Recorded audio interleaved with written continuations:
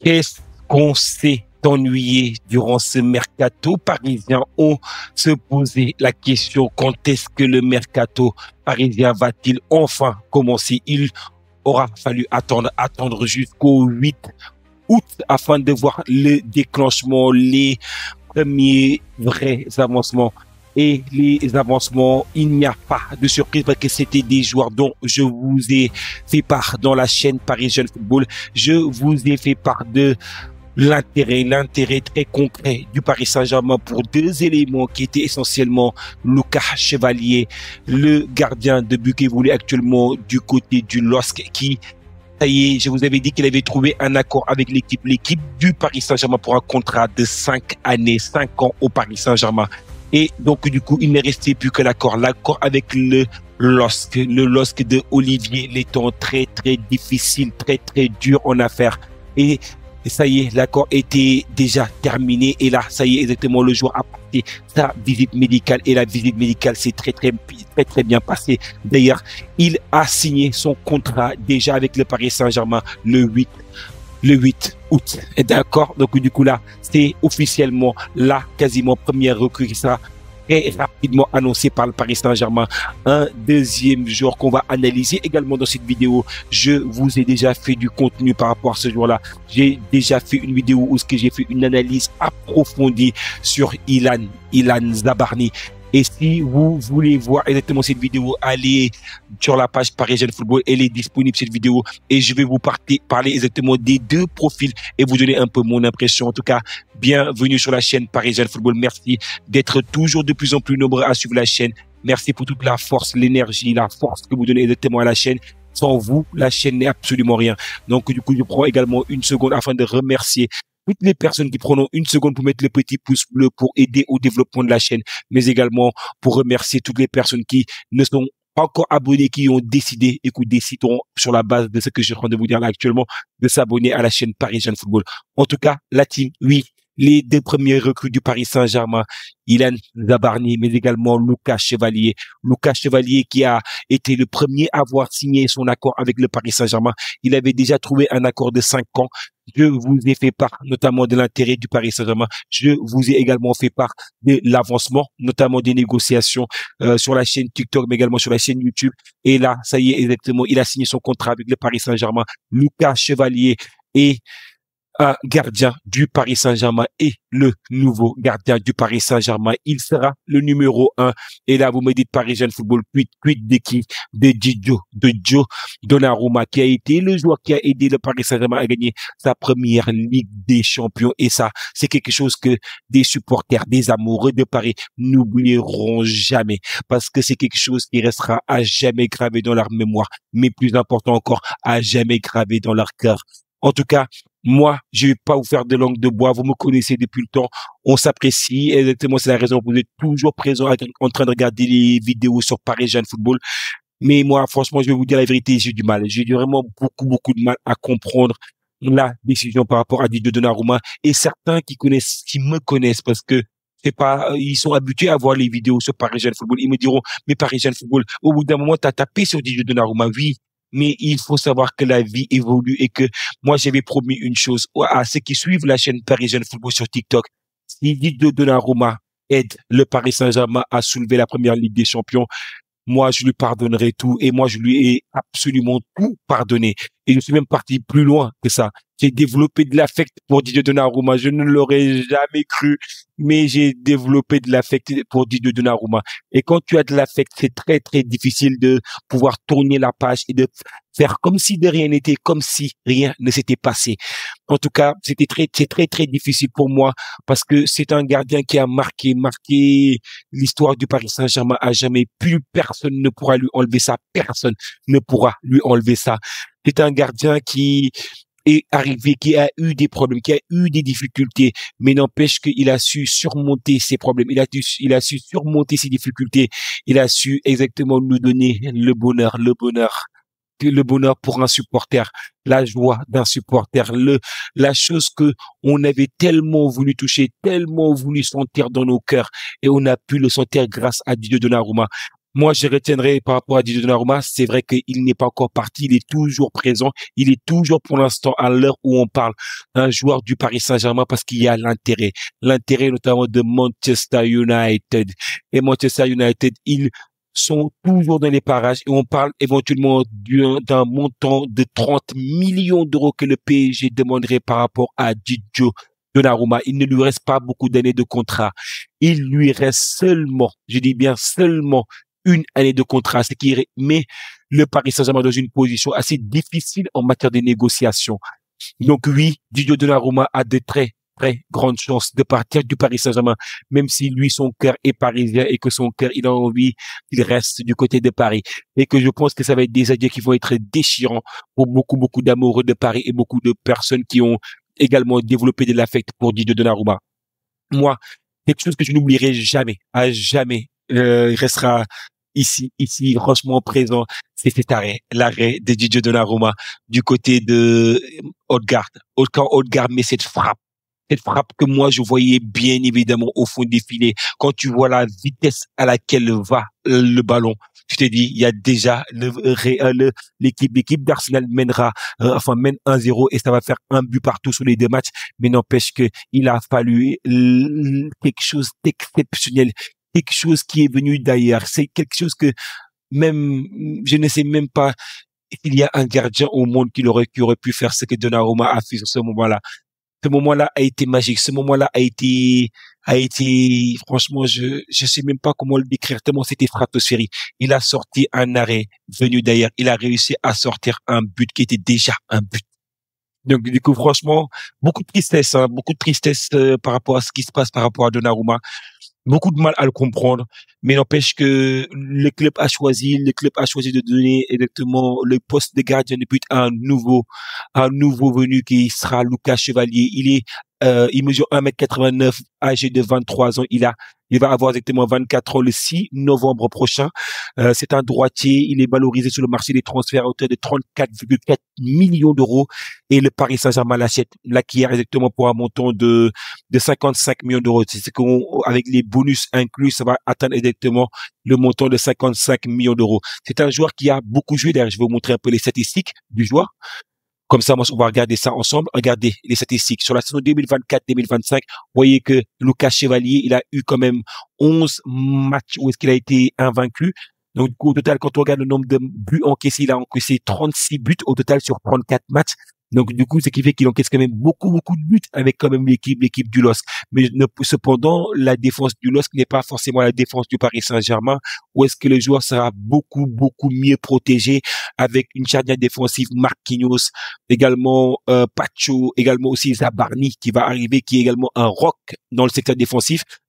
Quand on regarde un peu le nombre de pénaltys arrêtés, il a arrêté 0 pénalty en Ligue 1. Donc, du coup, quand vous regardez un peu la note, il a une note de 7,15, qui est une note qui est très, très élevée pour un gardien de but. 3060 minutes jouées. Et franchement, il a été un très, très gros gardien. Pour moi, s'il fallait que Donnarumma parte, c'était le gardien que j'aurais choisi pour le Paris Saint-Germain. Il est français. Il connaît très bien le championnat de France et il a également débuté en Ligue des Champions cette année. Donc, du coup, il a montré de quoi il était capable. C'est un très, très grand gardien. Il était convoité par d'autres clubs également, notamment son nom a circulé, notamment du côté du FC Barcelone. Donc, du coup, quand vous regardez un peu le joueur, il a quand même connu 127 apparitions avec le LOSC. Donc, du coup, quand vous voyez, c'est quand même c'est un gardien stable. C'est un gardien qui est très, très bon sur sa ligne. Il ressemble très beaucoup à Donnarumma sur cet aspect-là du jeu. Après, au niveau du jeu au pied, il est moins bon que Donnarumma pour moi. Pourquoi est-ce qu'il est moins bon? Il pense qu'il a encore beaucoup de choses à travailler. D'ailleurs, des données statistiques montrent que sur certains aspects du jeu au pied, Donnarumma a tellement progressé cette année que Donnarumma a beaucoup, beaucoup progressé. Même si avant il faisait beaucoup d'erreurs balle au pied, mais maintenant il les fait beaucoup moins qu'avant. Donc, du coup, maintenant, en termes de trophées, c'est vrai que il a remporté avec la Ligue 1 2020-2021. Il était pas titulaire, il a pas joué. Donc, du coup, à l'époque, c'était Mike Maignan qui était au but. Donc, du coup, il était plutôt le gardien 2, ou je ne me rappelle même plus si c'est le gardien 2 exactement de l'équipe du LOSC. Mais en tout cas, c'est un excellent gardien. C'est un gardien qui a eu quand même 91 arrêts au total, 36 buts encaissés, sur corner exactement. Il a eu c'est 15 corners, coup de pied arrêté 5 coups de pied arrêtés, coup franc c'est 5, penalty 4, tir dans la surface exactement 99. Il a subi exactement 129 tirs subis. Donc, du coup, c'est très, très important en matière de nombre de tirs subis. Et sur les 129 tirs subis, il a été quand même en mesure d'en arrêter quand même beaucoup en tant que gardien de but. Il en a encaissé 36 sur les 129 tirs subis. Et en termes de expected goals subis, il a subi exactement 43,69 en termes de expected goals subis. Donc, du coup, c'est un arrêt qui fait beaucoup d'arrêts, 96 arrêts. En termes de pourcentage de buts, enfin, de tirs arrêtés, il est à 72,7% de tirs arrêtés. Et en termes de buts encaissés, il en a encaissé 36, comme j'ai dit exactement avant. Et en termes de buts évités, il en a évité exactement 7,95, ce qui le place exactement dans le vert. En termes d'invincibilité, il a eu 11 matchs où il a été invaincu, pénalty subi 4, buts sur pénalty concédé 4 en Ligue 1. Donc, du coup, je pense que là où est-ce que je trouve il a quand même une marge de progression, c'est essentiellement dans le jeu au pied. Il peut beaucoup travailler, s'améliorer dans le jeu au pied. Il peut également beaucoup s'améliorer dans d'autres aspects du jeu. Donc du coup, comme par exemple sur les pénaltys, il doit être un peu plus, être en mesure de lire les trajectoires, comprendre les trajectoires et pouvoir être plus décisif. Là où ce que Donnarumma était capable de vous sortir des séances de tirs au but extraordinaires, de vous sortir des pénaltys. Là, par contre, exactement, on a l'impression que oui, que Lucas Chevalier est beaucoup moins décisif dans cet aspect-là du jeu. Donc, en termes de sortie aérienne, donc du coup, c'est plutôt orangé ici, c'est 21. Précision de passe, il est à 77,1%. Et en termes de passes longues précises, il est à 158, ce qui est très, très important. Il est très, très intéressant sur les passes longues. En termes de précision de passes longues, du coup, il est à 43,3%. Il est un peu orangé. Et en termes de carton, il a eu zéro carton jaune, zéro carton rouge. Donc, du coup, ce qui est intéressant par rapport à son profil là. Moi, je pense que c'est un jeune joueur, comme j'ai dit initialement, 23 ans, jeune, qui a l'avenir devant lui. Il va aider, il va apprendre, il va se développer. Espérons qu'il apprenne très, très rapidement parce qu'il aura beaucoup de pression en arrivant au Paris Saint-Germain. Le Paris Saint-Germain, comme on a dit, ce n'est pas forcément le LOSC. Le Paris Saint-Germain, on a des standards qui sont quand même beaucoup plus élevés en Ligue 1. On joue la Ligue 1 pour la gagner. On joue la Ligue des Champions pour la gagner avec exactement l'année que nous avons réalisée. On est dans l'obligation de devoir exactement rejouer cette Ligue des Champions avec la détermination, l'envie de pouvoir là exactement remporter le trophée. Maintenant que nous avons vu exactement le profil des Chevaliers, dites-moi qu'est-ce que vous en pensez également dans la zone commentaire. Est-ce que vous êtes hypé par rapport à sa venue ou est-ce que vous pensez que on a été un peu ingrat par rapport à Donnarumma? Maintenant que nous avons vu un peu le profil des Chevaliers, il est également temps de voir notamment le profil de Ilia Zabarni. Qu'est-ce que c'était long pour Zabarni. J'ai l'impression que ça a duré 100 ans. J'ai l'impression que ça a duré 100 ans avant qu'il puisse arriver du côté du Paris Saint-Germain. Même lui, il s'est impatienté. Il n'a pas compris pourquoi son transfert prenait autant de temps. Mais ce que j'aime chez lui, c'est-à-dire qu'il a toujours donné sa priorité au Paris Saint-Germain. Il y a des équipes qui étaient intéressées par son profil. Tottenham était intéressé par son profil. Tottenham a voulu le recruter. Il a dit non, je veux aller au Paris Saint-Germain. Mais du coup, ça, c'est positif parce que ça montre un peu que le Paris Saint-Germain est capable exactement d'attirer, ça c'était sûr, à 200%, des joueurs. Mais ce qui est encore beaucoup plus important, c'est que maintenant, le Paris Saint-Germain a changé sa vision, changé exactement son approche. Le Paris Saint-Germain maintenant, c'est si vous voulez vraiment signer au Paris Saint-Germain, montrez-nous que vous voulez signer au Paris Saint-Germain. Montrez-nous que votre seule priorité, c'est le Paris Saint-Germain. Et ça, c'est bien parce que ça montre que le joueur est déterminé, veut arriver à Paris, veut donner le meilleur à Paris. Et ça, je pense que ça influe aussi sur la performance du joueur. Quand le joueur veut être là, le joueur exactement vous donne 200% de tout ce qu'il peut donner sur un terrain de football. Et je pense que c'est ça la recette du succès. C'est ça la recette exactement de Luis Enrique. Et je pense que ça, c'est également, je lui dis bravo par rapport à la recette. Et parce que certains au Paris Saint-Germain n'avaient pas compris ça par le passé et puis certains exactement continuaient d'insister quand il ne fallait pas insister. Parce que parfois, les joueurs ne doivent pas être convaincus exclusivement sur le domaine de l'argent, sur le domaine exactement des dollars, des euros, etc. Il faut également les convaincre grâce à ton projet sportif. Il faut s'assurer qu'ils veulent être là, qu'ils veulent appartenir au Paris Saint-Germain et qu'ils veulent surtout apporter à ce Paris Saint-Germain-là. Donc, du coup, sans plus longtemps tarder, ce qu'on va faire, c'est qu'on va également aller chercher, regarder un peu que vaut ce Ilia Zabarni, comme nous l'avons fait exactement pour Lucas Chevalier. Alors, Ilia Zabarni, donc du coup, comme vous le savez, il évolue du côté de Bournemouth. Il fait 1m86, c'est un jeune Ukrainien. Il a 22 ans, il est né le 1er septembre, très très jeune, donc du coup qui correspond parfaitement à la politique de recrutement que nous voulons mettre en place, que le Paris Saint-Germain veut mettre en place. Droitier, valorisé sur le marché des transferts de 59,3 millions d'euros. Donc du coup c'est pour ça que le transfert avoisinera les 66-67 millions d'euros. Donc du coup quand vous regardez un peu le profil, il a joué énormément avec Bournemouth. C'était le rock, c'était le patron de cette équipe de Bournemouth. Beaucoup me disent oui, Dean Huijsen, mais non, Dean Huijsen n'était pas le patron, c'était lui le patron. Pourquoi est-ce que c'était lui le patron par rapport à des éléments très très importants? Il était là pour rattraper derrière les erreurs, notamment de Dean Huijsen. Donc du coup, c'est que j'aime beaucoup chez ce profil-là, c'est que c'est un profil qui n'a pas peur, qui ne recule pas. Il à chaque fois, exactement que l'adversaire avance vers lui, il ne recule pas, il attaque l'adversaire. Et ça, c'est quelque chose qui est très, très positif. On a eu des joueurs qui, parfois, dans le passé, avaient plus tendance à reculer, notamment Marquinhos. Et maintenant, on a un joueur qui a cette attitude qui n'est pas forcément une attitude défensive dans le sens de défendre plus bas, mais plutôt dans le sens de défendre beaucoup plus haut sur le terrain.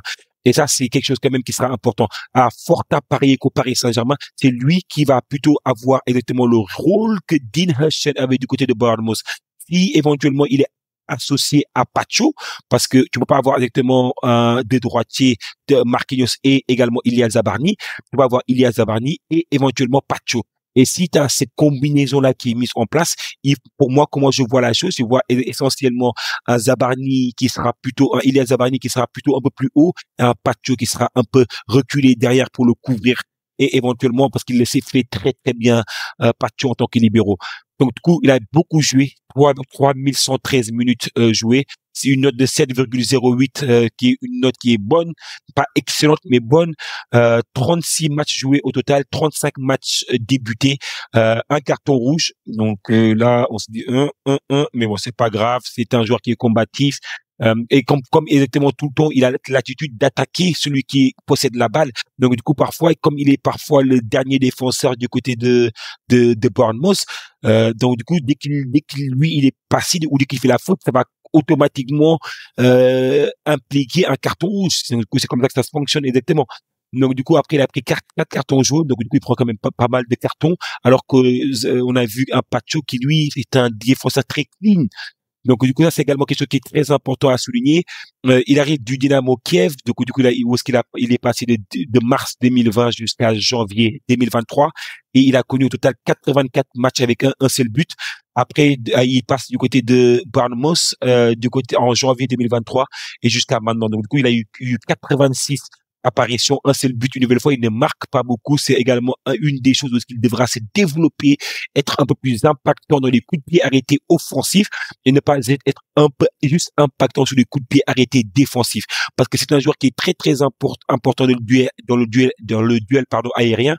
Donc du coup, faut voir exactement un peu comment est-ce qu'il va se développer. En plus, il a connu sa jeune carrière du côté du Dynamo Kiev U19 et également il a très très rapidement connu l'équipe 1 de l'Ukraine en octobre 2020 jusqu'à maintenant. Il a eu 49 apparitions, 3 buts au total. Il a marqué beaucoup plus avec l'Ukraine, avec un prorata de matchs qui est beaucoup moins important avec l'Ukraine. 49 matchs, 3 buts.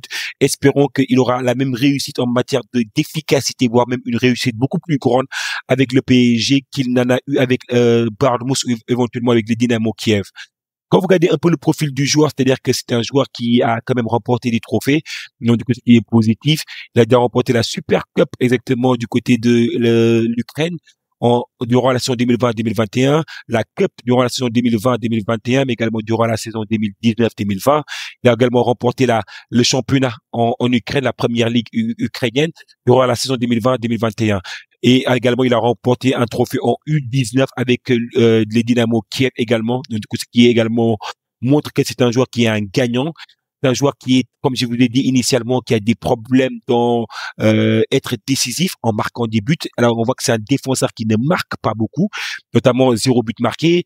Enfin, les buts attendus, c'est-à-dire qu'avec un expected goals de 1,27, il est pas très efficace.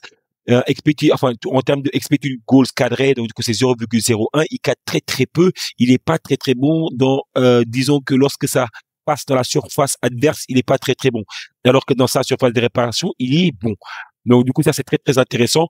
En termes de expected goal hors penalty, il en a eu 1,27, quasiment le total parce qu'il ne tire pas les penalties. Quand vous regardez un peu les tirs cadrés, il en a cadré qu'un seul, donc ça montre un peu la pauvreté en matière de finition. Mais bon, on le paye pas pour être un finisseur, on le paye pour être un défenseur.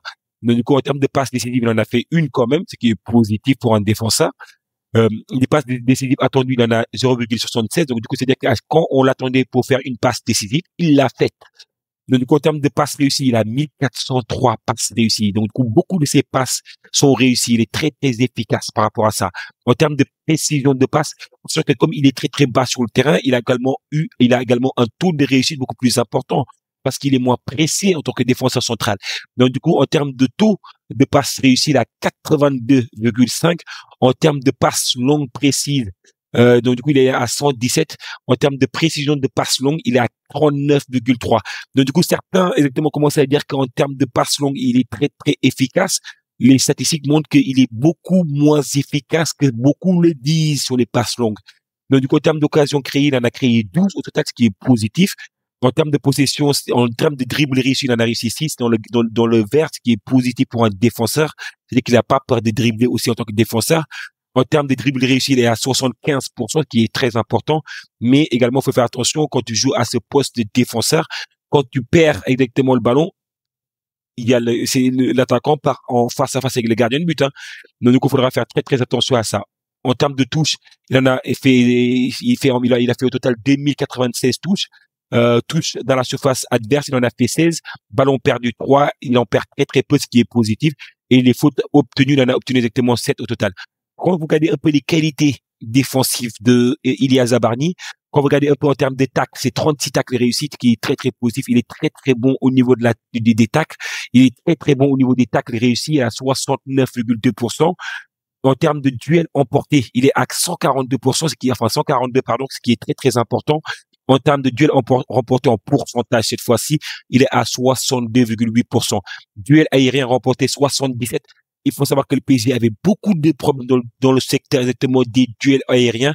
D'ailleurs, tout le désir du PSG de recruter Lenny Yoro avant qu'il prenne la destination de Manchester United. Et je me dis heureusement qu'il a pris la destination de Manchester United. Mais n'empêche que peut-être qu'avec lui, là où le PSG était un peu faible dans le secteur aérien, c'est qu'on a su corriger durant la deuxième partie de saison. Peut-être qu'avec lui, on aurait été beaucoup plus efficace dans le duel aérien. Donc, du coup, ça, c'était également intéressant. Donc, du coup, en termes de duel aérien remporté, il a 63,6%. En termes d'interception, il a 41, ce qui est très, très positif. En termes de ballons bloqués, il est à 3, fautes commises, 20, ce qui est positif. Il n'en commet pas beaucoup des fautes. En termes de récupération, il a 157 de récupération. C'est astronomique. En termes de possession remportée dans le dernier tiers, c'est très, très peu parce il ne se trouve pas beaucoup dans le dernier tiers adverse. Et en termes de dribbles subis, il en a subi 16 au total, ce qui est pas très très bon pour lui. En termes de carton jaune, 4 et carton rouge, on l'a déjà vu, un carton rouge subi. Donc du coup, moi je pense que franchement, c'est un excellent défenseur. C'est un défenseur qui est très très prometteur. C'est un défenseur qui a beaucoup exactement surpris en première ligue. Il a attiré la convoitise de beaucoup d'équipes, dont notamment l'équipe de Tottenham et d'autres équipes exactement de première ligue, notamment qui étaient également intéressées par Ilya Zabarny, 22 ans, talentueux, droitier, valorisé sur le marché des transferts à 59 millions d'euros, et le PSG qui l'achète exactement pour 67 millions d'euros. Donc du coup, le PSG a un peu surpayé, mais on va appeler ça, comme on appelle ça un peu dans les termes financiers, le goodwill, c'est-à-dire que c'est un peu le montant que tu dois surpayer, mais ce montant que tu dois surpayer, il n'est pas inflationné exactement ou inflationniste comme on avait l'habitude de le faire exactement par le passé. Moi, je suis hypé par l'arrivée d'Ilya Zabarny. Je pense que c'est le profil idoine dont le Paris Saint-Germain a besoin, et je pense qu'il fera une très très bonne paire, notamment avec Pacho, et ça va être une très très bonne paire qu'il faudra exactement analyser, laisser du temps pour qu'il puisse se développer. Et je pense que Chevalier, ben écoute, on est avec toi, même si éventuellement je suis déçu que mon Donnarumma parte. Et Donnarumma, franchement, le cœur, on te donne le cœur, le cœur exactement de toute la population parisienne. En tout cas, merci d'être de plus en plus nombreux à suivre la chaîne. J'espère que vous avez aimé l'analyse. N'hésitez pas à mettre le petit pouce bleu et à vous abonner à la chaîne. Et merci pour toute la force que vous me donnez, parce que sans vous, la chaîne n'est rien. Donc du coup, merci beaucoup, et ça me touche beaucoup. Et merci à toutes les personnes qui étaient là depuis le premier jour, et ils se reconnaîtront. Et elles se reconnaîtront aussi, et franchement votre support a été apprécié et ne sera jamais oublié. Merci beaucoup, à très bientôt. Désolé, la vidéo elle est un peu longue, mais c'est quand même une vidéo analyse, donc du coup c'est quand même important d'aller regarder un peu les tenants, les aboutissants et connaître exactement les joueurs qui vont arriver dans notre club, le Paris Saint-Germain. J'espère que cette vidéo vous a été utile jusqu'à la fin. Merci beaucoup, ciao la team.